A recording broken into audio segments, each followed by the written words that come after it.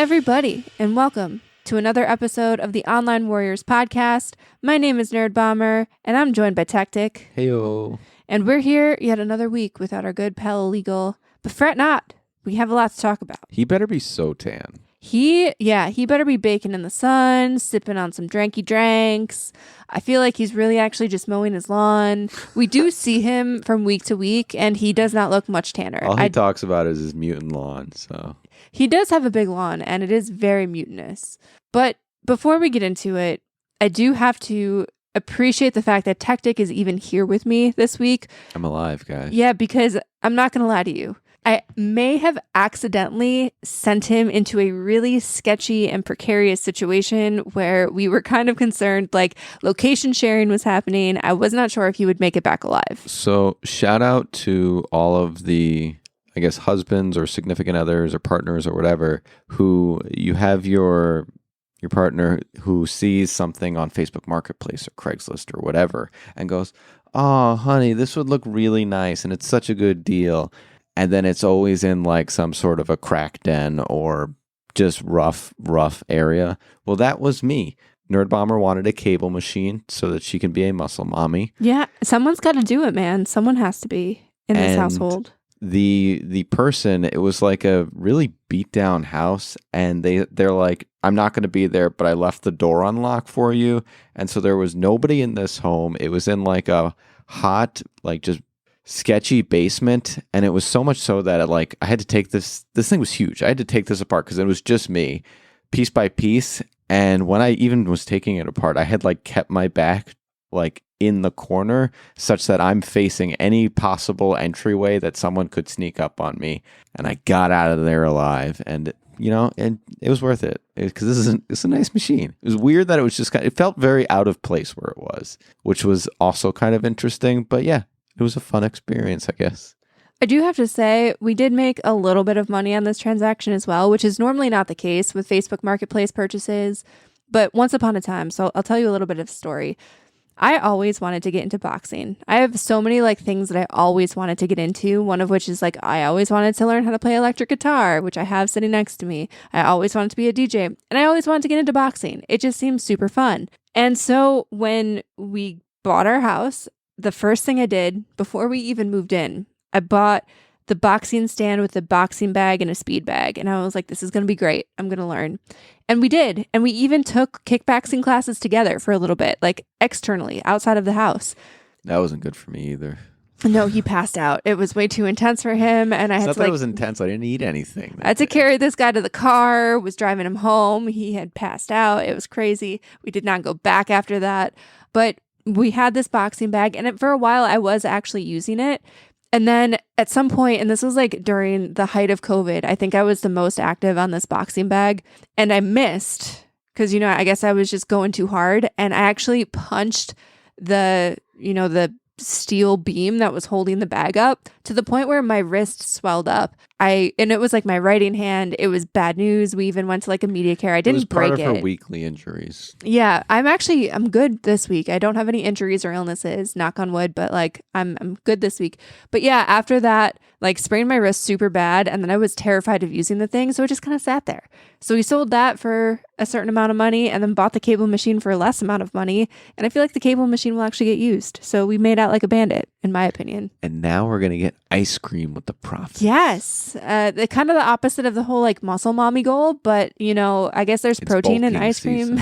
Bulking season. So last week we talked a lot about video games. It was kind of like the mini E3 week. And I know there were showcases that we didn't get to, but we kind of wanted to pivot a little bit. I think we covered something like 30 some games last week, which was a lot. And so to give you guys a little bit of a break and to give us a little bit of a break from the video game scene, we're going to really talk about, there's going to be one game in here, but the bulk of our episode is going to be about two movies. So we're going to talk about, a new video game that has the power of Dave Bautista behind it. And then we're going to talk about Linda Hamilton returning to the sci-fi scene. And last but not least, a beloved franchise is going to have a sequel, or I guess a beloved movie is going to have a sequel. So, Techtic, which one do you want to start with? There's so many options. Let's open with Osiris. All right. So, Linda Hamilton is making her return to the sci-fi action genre in a new movie called Osiris. And this one, it's not going to get like a big theatrical release. It's going to be, released on select theaters and video on demand July 25th of this year. So very soon, in about a month from now, you'll be able to see Linda Hamilton and all her, pseudo-Terminator goodness. But this movie is actually about a, U.S. Army cavalry. And the trailer starts and opens with them kind of just doing like U.S. Army commando stuff. And you're like, oh, okay, this is just another action flick. But then all of a sudden they're being beamed up into an alien spaceship. And you discover that these aliens have kidnapped them. You don't really know why yet, but they've kidnapped them. And these commandos have to figure out a way to survive and get off this alien spaceship. And while they're doing so, you're like, okay, this is just like an average B flick, whatever. Linda Hamilton shows up. Russian Linda Hamilton. Thick accent and all. I'm not going to lie to you. It doesn't sound great. So like one of the things that we've seen Linda Hamilton in is Chuck and Techtic. She's done like a slew of different accents in that role alone, right? Yeah, she needs to just stay with her normal accent. She's fine. I don't understand why that was like a necessary piece of this film, but like it's tough. It's almost laid on too thick where it's tough to believe. It almost feels like, and Linda Hamilton, dare I call her, we're throwing out muscle mommy like a ton, but dare I call her the original like sci-fi muscle mommy because of Terminator? That's fair. And I feel like sometimes she's just like, hey, I want to do an accent here. And you can't say no to Linda Hamilton. So I think maybe that's what happens. I'm not really sure. But she does a lot of accents and they're not always great. But Linda Hamilton herself, fantastic. Yeah, that was probably the number one most positive takeaway. This for me, man, this was a full-on emotional roller coaster. There were things that got me hooked, and then there were things like, what are they doing? So like, I'm going to just walk you through my emotional portfolio. You love to see it. Let's go. So the first thing we get a look at these alien guys, and honestly, they looked kind of like the Gears alien, and I thought that was pretty cool. And I hope that's where they got their inspiration, because that's like the perfect, like intimidating yet humanoid and just big, bulky thing. Awesome. Well, because you actually, especially because they're like commandos, that poses a challenge. Like, let's be real. Are you afraid of the skinny little green guys? Are you going to be afraid of that? You've got a big like assault rifle. Like you just kick them. Right? Unless you give them like telekinetic powers, but like that's a whole nother thing. That's a different movie. But you don't even know if you put spindly standard alien up against whatever is going on in this, or like the Gears of War alien, I'm going to be more frightened of the Gears alien. I'm glad you brought up the commandos, because that's the negative side of this, right? The whole premise that they're going over in this movie is that they just want to eat the humans as food. If you are a farmer, okay, and you had to domesticate an animals, are you going to say, let me get the gentle cow to kill and eat, or let me get the commando wolf to kill? Like, you don't pick up commando. You're an advanced alien species. Why are you picking up like these elite warriors only just to eat? That didn't make sense to me. Maybe they really need protein. Like maybe they have to go after like muscle mass, Like maybe that needs to be explained. There's got to be something. But like go to a bodybuilding thing. They're going to be in like the aliens' kitchen showing the breakdown of their nutritional needs at some point in this movie. It's like when you buy the wrong type of lean meat for hamburgers. So that was like a negative, but like the positive side of it is we also really haven't seen a new quote alien IP action movie in quite some time, right? They were going a bit nuts on spin-offs with Terminator, with Alien, with Predator, and there was nothing super unique. It was just some kind of a variant.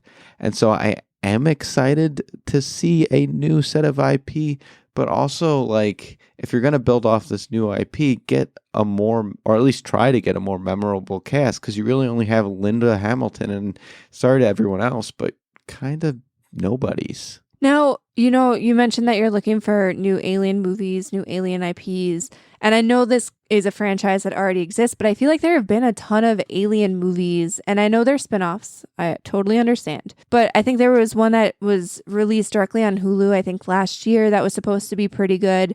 Do you have any interest in those? Like what makes, because I know when we originally saw this trailer, you were pretty jazzed about it and you were like, oh, sweet, another like alien movie I'm super excited to see. Because I know you don't like alien horror movies. You only like alien action movies. So like what sets this apart? Is it really just the fact that, you know, it's a new IP and you have no interest in going to like the existing Alien franchise? So it's kind of like the video game phenomena where you get behind and you're just like, nah, I'm not getting in at this point. And so starting with a new IP allows me to not need to know all of the other ones that I've missed or feel like I'm missing something if they like introduce some weird spliced genetic creation.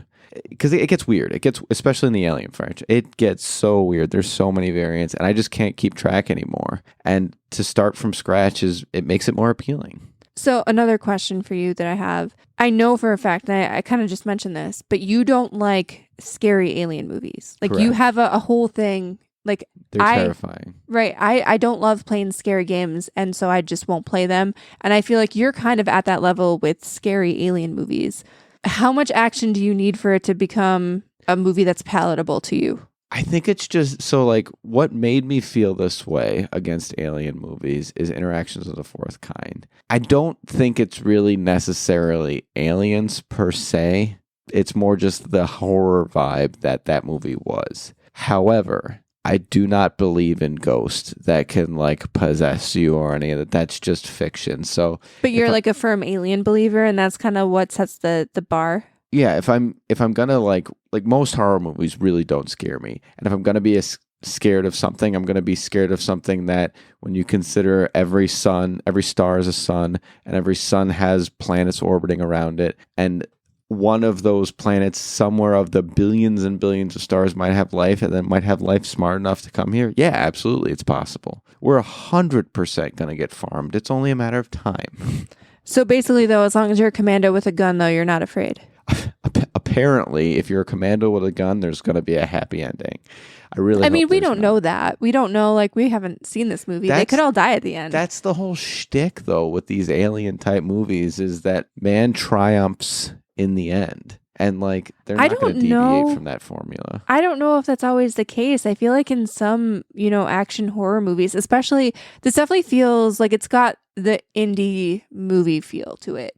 And I feel like sometimes they try to kind of stand the genre expectations on their heads and they do something that you wouldn't expect. I can tell you exactly what they're going to do. They're going to finish it like man, woman, humanity won, and then they're going to pan over to some cliffhanger thing to make you think that they didn't win, but it's not going to deviate from that formula. I will bet you a milkshake on this. You know, one thing, and I guess this is a little bit of a spoiler, but in these indie movie flick scenes, like Slaughterhouse, I kind of expected the same thing, and I didn't get that. Dude, what a comparison. I mean, honestly, and like this seems like it's a little bit higher of a budget, but like Slaughterhouse was my indie movie pick of the year last year. I don't remember how that ended because it was such a bad movie. It was bad. Honestly, I would love, and we talked about Mars Attacks a couple weeks ago, I believe. Slaughterhouse, I give it like 10 years, and people, I will die on this hill still. And I know there are people out there listening.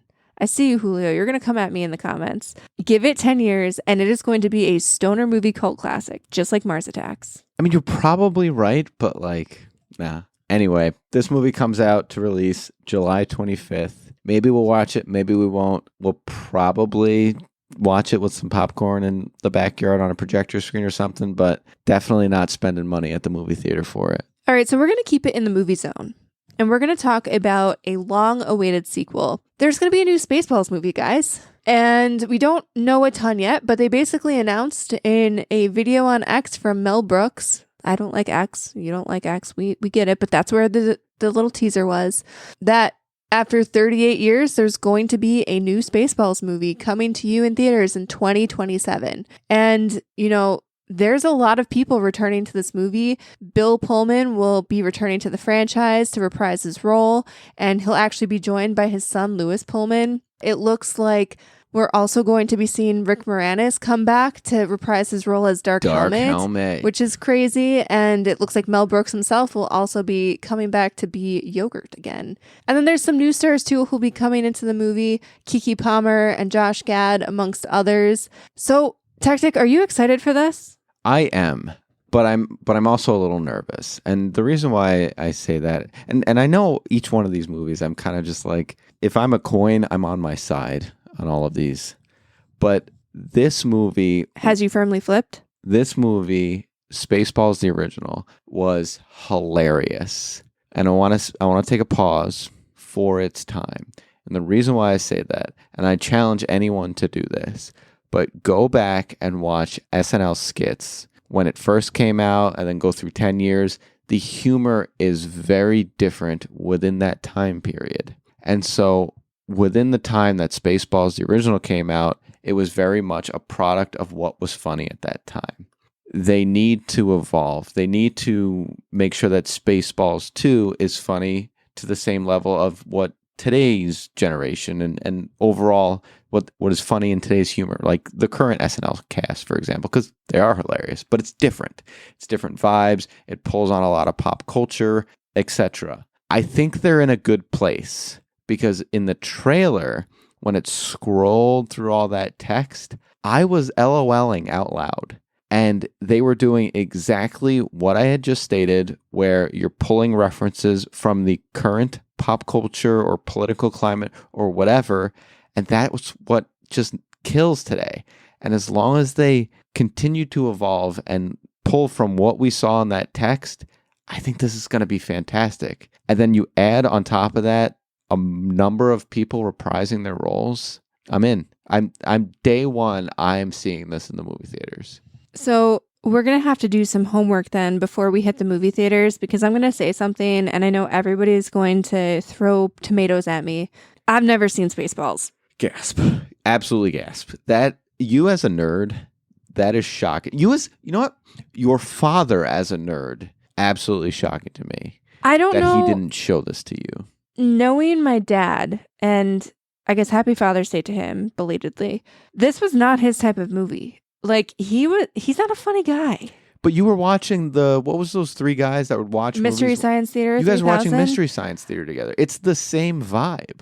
While I understand, because it's a satire on Star Wars, he would never actively seek out a movie that's fully satire. The thing with Mystery Science Theater was that they were playing old movies. Like, you were basically watching a movie. There was just hilarious commentary because the old movie was bad.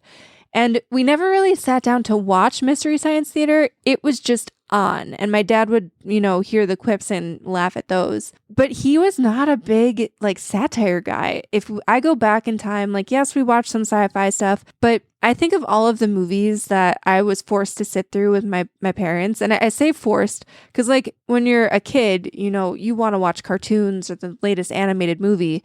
And realistically, that they didn't want to watch that with me. So we were watching a lot of Westerns. And I'm not talking old-timey Westerns, but I feel like Clint Eastwood had a run of movies that came out in I don't know, what was it, the late 90s or early 2000s. I want to call it Gran Turismo, but I know that's the car racing game. But maybe Gran Torino. I don't know. He had a lot of those movies coming out, so we're watching those. A lot of war movies, a lot of spy movies. My dad's a big more serious movie type guy. We didn't really watch a ton of comedies.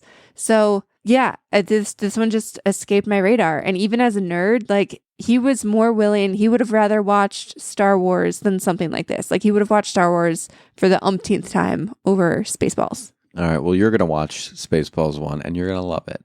Am I, my humor at this point. Do you think I'm going to like it? Because I feel like there's a lot of those old time comedies that sometimes I'm sitting there and I'm like, I don't find this funny. So within Spaceballs 1, in my opinion, the comedian that really shined, that was, and really he shined in all of his, he was one of my favorite comedians of his time, and unfortunately he passed too young, but John Candy. John Candy plays the, quote, Chewbacca stand, and did you ever watch Wilfred?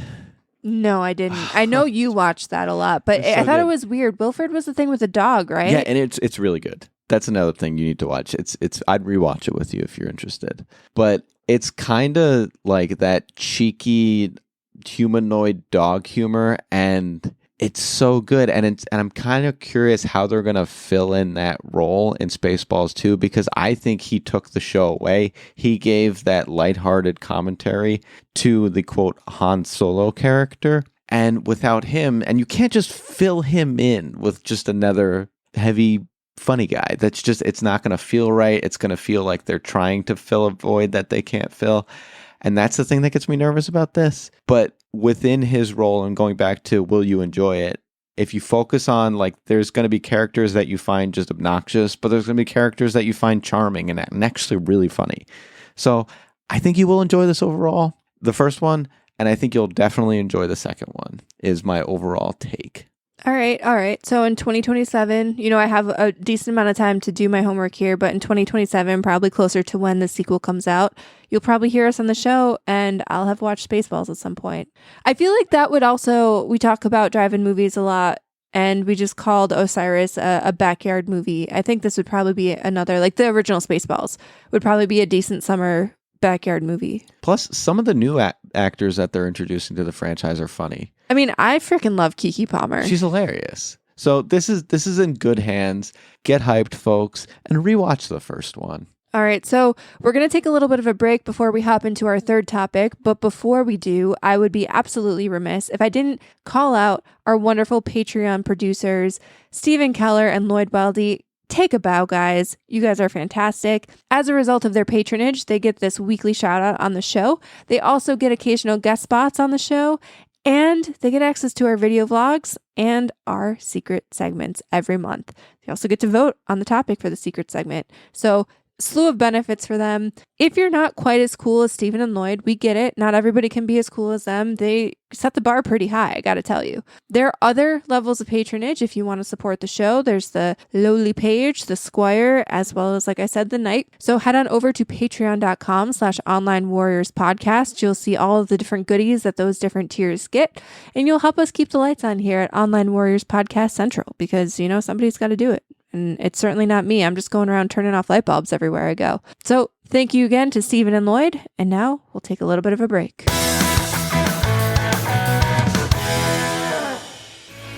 Hey, this is Ken M. Padawan J. Coach Duffy. From the Ocho Duro Parlay Hour podcast. Every week, the ODPH is talking sports, movies, TV, comics, and more. It's always a parlay of topics on each episode. You can find the ODPH on Apple Podcasts, Google Podcasts, iHeartRadio, Spotify, Stitcher, Podbean, and wherever you find great podcasts, such as the one you're listening to right now. Don't forget to check out OchoDuroParlayHour.com, where you can find the links to all of the ODPH social media accounts, links to the bands whose music you hear each week on the show, hashtag 607 podcast info, and parlay points, our companion blog section of the show.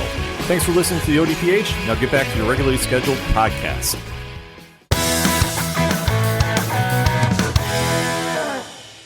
All right, and we're back. And our final topic is Dave Bautista and his foray into video game production. So if you guys were not aware, and I was actually not aware before this news tidbit came out, but Dave Bautista actually has a production company called Dogbone Entertainment, which is super ironic because the game that he is helping to develop is actually about cats. So he has paired up with Steve Lerner, who is the writer behind the incredible game Stray. I don't know if you've played it. I know Techtic and I both have played it. Phenomenal. But they're pairing up to create a new franchise, really, about a cat assassin. And so this franchise is going to be more than just a video game, though that is a big part of it, but it will also include an animated series and potentially also some publishing. And so this is going to be set in kind of a neo-noir world where there's anthropomorphized cats. So if you're thinking that, it's going to be very much like Stray, which is a little bit more realistic in terms of how the cat is portrayed, at least in that world, think again, because this is a little bit more cartoony, and this cat is going to be a cat assassin who is kind of caught in the dark underground, working between different cartels and power brokers in a dark sort of crime-ridden city. And apparently the game is going to have a blend of humor, action, and stealth. So, like I said, Dave Bautista is partnering with Titan One Studios, which is, the studio that brought you Stray, to work on Cat Assassin. This makes me nervous. And the reason why I say this is because the quote used in the IGN article is that this game is inspired by the immersive gameplay of Assassin's Creed, the tactical espionage of Splinter Cell, the immersive feline agility of Stray, and the fluid combat of Sifu. That's a lot of comparisons. And when introducing a new type of game, that is a tall bar to go against. So the studio currently developing this is Titan One Studios, and if you look into their portfolio, there's not a lot of shooter assassin-y type things. So this is kind of a new foray for them into this type of game. And so while I wish them a ton of success, and I really hope this is great, it just gets me nervous when you're delving into this new type of gameplay mechanic. Because it kind of feels like jack of all trades, master of none. And granted, all of those titles that they've kind of said there are all various, tactical spy stealth games. That being said, though, those are still really lofty expectations to set.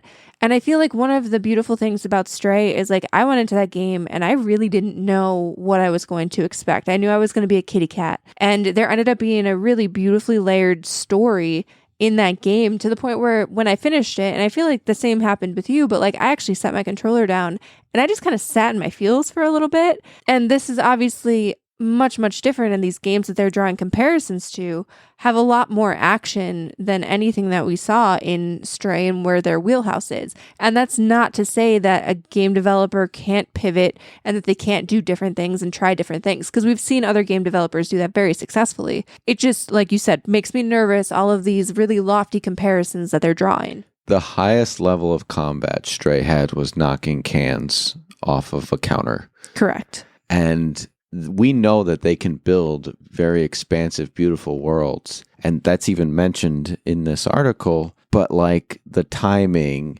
how smooth it feels, all of those combat type things is just it's basically a whole new game. It's you can't really pull much from Stray to do this. So again, I hope they're successful. That just gets me nervous.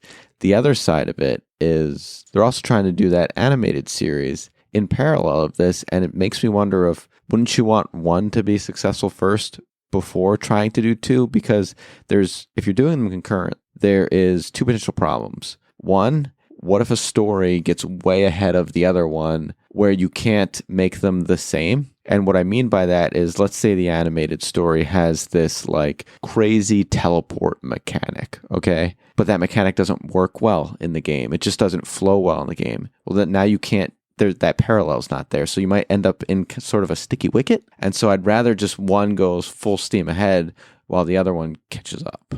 I also feel like we've seen this before. And obviously I'm not talking about adaptations. Like I understand Arcane was super successful, but League of Legends existed well before that show came out. And obviously we've seen like The Last of Us be adapted into a TV show. But again, you have source material and it's just a different format. You're not really doing things hand in hand. What this really makes me like kind of call back to is when the Xbox One first came out and Microsoft worked with Remedy to release Quantum Break. And the entire shtick with that was that it was a game that also concurrently had a TV show built in. So as you played chapters of the game, your gameplay was then kind of broken up by the TV show. And I get that that's kind of why it failed, because like who wants to spend 45 minutes to an hour getting super sweaty, having this action-packed sequence of gameplay just to stop and sit and watch like an episode for half an hour? I feel like that was part of the problem, was that it was embedded in the game. But also, like you said, you don't really give people a chance to learn to love either. And there's just, I feel like it doesn't work well. You have to do one thing first and nail it. And then you can start working on the other thing and expand the world. I mean, we even see it back in the day. I feel like the first quote unquote adaptation of video games was the novelization. I remember especially like the early things like Halo, Gears, all of those games eventually had book adaptations, which were great, but they didn't come out at the same time and you weren't necessarily expected to be reading a book concurrently to follow along with the game story. So I'm really curious to see how they're going to pull it off. And I'm also wondering if this is going to be like a full-fledged TV series or if it's going to be more of a series of little shorts on YouTube. Because I feel like maybe with that, like, you're supplementing the game and you're adding a little bit more lore, kind of like I'm thinking now like Destiny, where you'd have to go online as you were playing, to get the full fleshed out story. Maybe they'll do something like that where there's like 10-15 minute videos to kind of, add a little bit more to it. But then that feels like the animated series can't stand alone either. So again, very curious to see how it's going to play out. Now, does this remind you of anything else, like aesthetically, in terms of, what their aspirations are here? Are there any games that you'd kind of, I know we don't have a trailer, we don't have gameplay, we have nothing to really go off of, but like, is there any, vibe, or do you think this is kind of a unique space to play in? So as far as the character art, this isn't a great comparison because that game ended up not being my vibe, but the upright anthropomorphic creature reminded me kind of, and if it's going to be a 3D platform, reminds me kind of Biomutant. Oh, you were really disappointed by that. Yeah. And that too tried to do a lot of different things, because the whole marketing campaign for that game was that you could, like, it was all very much about like evolving and, having mutations. And then I just remember like they kind of promised that you could do and be a very unique creature, but I don't think that's how it played out, right? No, it was kind of, it almost handcuffed you a lot to do what you needed to do as opposed to making the story your own. And the character model also felt a bit rigid.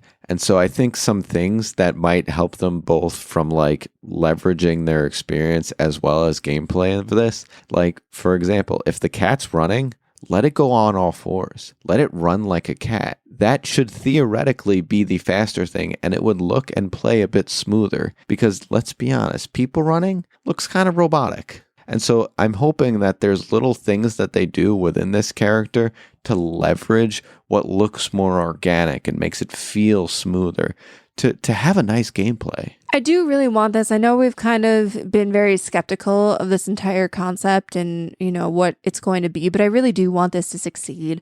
This gives me vibes, and not in a bad way, but of something that I would have played on like my PlayStation 2 or maybe my Xbox 360. And honestly, I really do miss that era of gaming where you did have a bunch of unique IPs. People were taking swings. This could be like Ratchet and Clank if they're smart. Right. And I feel like we haven't had anything that unique and original in a long time. And I know Astrobot is new and it's cute and stuff like that, but it's very polished. And there is something to be said. And again, comparing to Ratchet and Clank, that was a AAA game as well. And so was Jak and Daxter. But there's something to be said about those gritty 3D platformers that I feel like now kind of fall in that AA space. And I would be super stoked if we actually had a really good one, because I feel like we haven't in a while.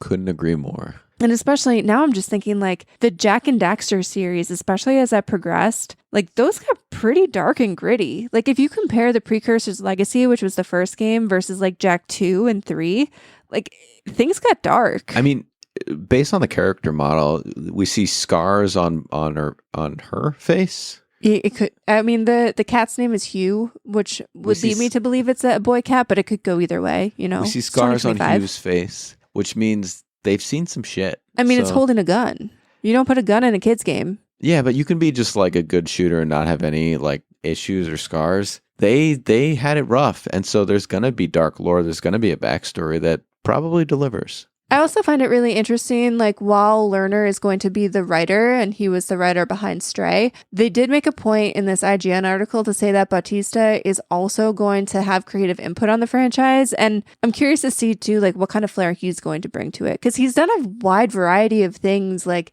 Guardians, Blade Runner, Dune, like he's done some action-oriented stuff in his career. And I mean, the WWE is definitely, it's not violent. What's the likelihood that Dave Bautista is a cat? I feel like he will 100% put himself in this game as a cat. 100%. Yeah. Okay. I mean, wouldn't you? If you're working on a cat game, wouldn't you put yourself in as a cat? But is he a slim cat or a buff cat? I don't know, because didn't he slim down? He wants to slim down, yeah. Yeah, so like it could go either way. Honestly, it's how he perceives himself and how he wants to move in this cat world.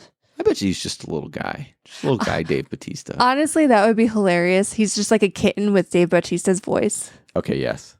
That's it, 100%. Can we, I know Dave's listening. He's an avid listener of the show. We're joking. But if you are an avid listener of the show, you should 100% consider that. And also stick us in the credits. And make us cats. And yeah, make us cats, please. Well, even throw illegal in there. I know he's not here right now, but he can't be a cat. He can't be a cat? No, he's out. Maybe he'll be a bird. There's got to be birds in this world. You can't just have cats. Nope. This is a limited time offer. Okay, so before we wrap this up, if you could make any cat game, so like now we have Assassin Cats, we had Stray, which was a little bit more realistic post-apocalyptic cat.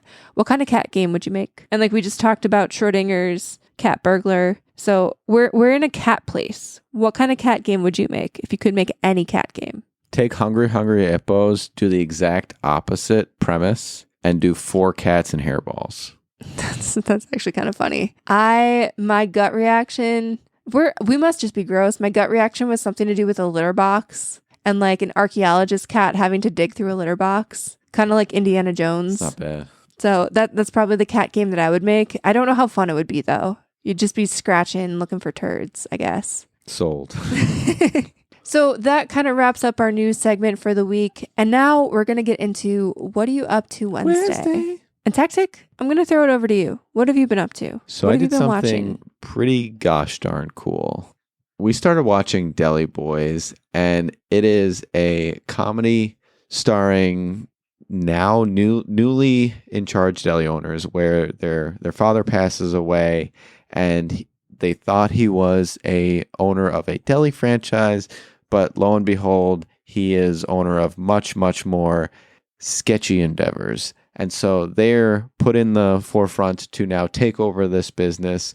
And they were kind of off to the side as spoiled rich kids, not working with dear old dad. And so all of a sudden they're just thrust into this new lifestyle and working to take it over and go through the trials and tribulations of basically shenanigans.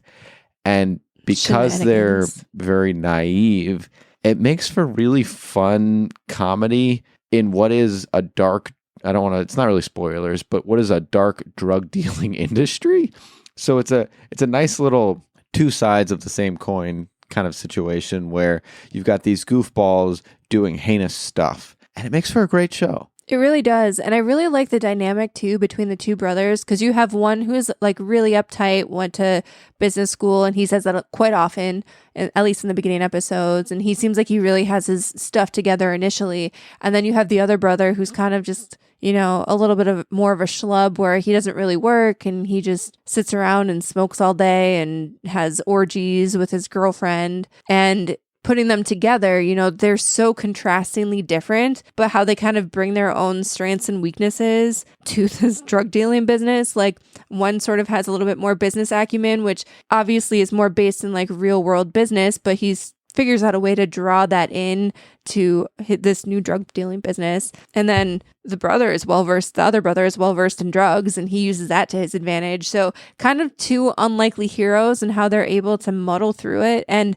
honestly, there's so much I was like, this is not what I expected, because especially watching the trailer, when I first saw it, I thought literally they were just taking over like a deli franchise, and it just gets so dark and so quirky and weird.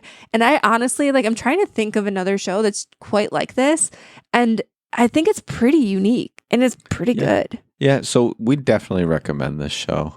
Absolutely check it out. And then the other thing we did, which is super fun. Yeah, so I guess I'm having like a little bit of a midlife crisis. I don't know if midlife crisis is the right word. This is just having a good time. Yeah. So no, because I have to give some context here. No, I have to give some context here. Normal Nerdbomber is incredibly frugal. Refuses to spend any money on fun things herself. She's just turned a new leaf, baby. Yeah, so I'm definitely one of those people where I will penny pinch, but then for other people, I tend to, go out of my way and buy things. And something is happening in me. I'm also someone I'm not going to say that I don't like leaving the house, because that's not true. I do really enjoy going out and doing things, but if it's expensive, I won't do it. And lately, concerts, we had a very pivotal moment, I feel like, last year where I went to a concert for the first time in probably 2 years, and I was just loving the vibes. And now I can't get enough of them, and I feel like we've got 8 on the docket. So I dragged Techtic, who is not a big concert guy, but we went to see Simple Plan, and he was just I haven't listened to Simple Plan in a decade, if not more. I love music. But I love music in my headphones, kind of a thing. Not a big concert guy, but I think I'm turning a new leaf as well. So he's had some really bad experiences, and I put this on me. When we first met, I dragged him to a lot of country concerts, and there's no shade to country concert fans, but like in the area that we were living at the time, country concerts were like the only thing that was coming to us locally that was cheap and affordable, especially, before we had real jobs. So if you're not familiar with country concerts, people tend to tailgate them and they get very, very drunk and they get a little rowdy.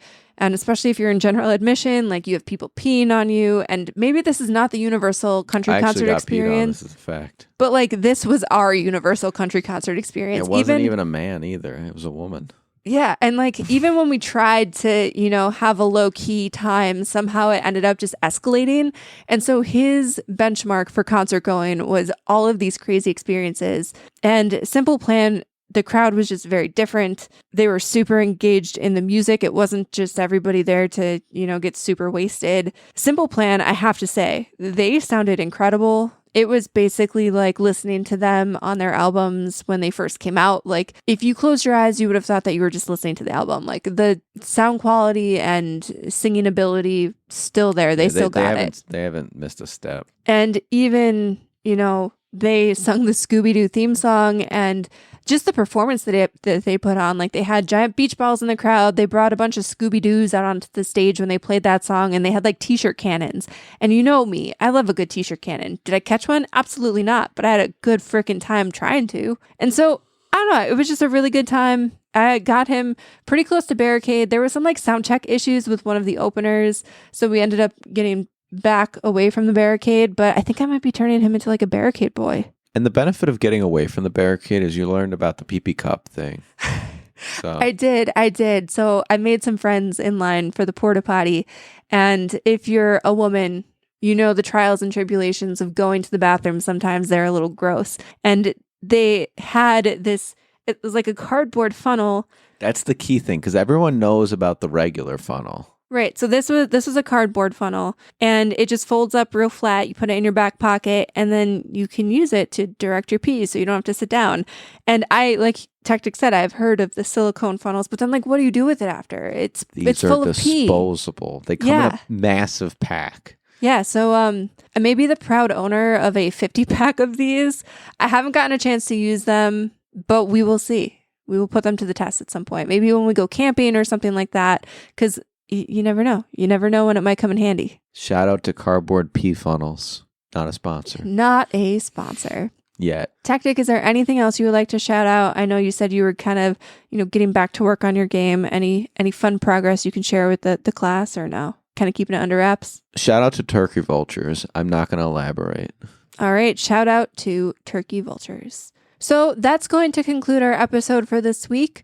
You can find us over on Blue Sky at ownerdbomber.bsky.social. He's at techtic.bsky.social. We're at onlinewarriors.bsky.social. You can also drop a comment on the YouTube video, or, send us an email. We're going to throw it back real old school. You can send us an email, onlinewarriorspodcast@gmail.com. Let us know what you think of the show. Let us know what you think of any of these topics. Let us know if you're planning to go see Osiris with Linda Hamilton and her Russian accent. Would love to know. And in the meantime, stay safe and keep on podcasting.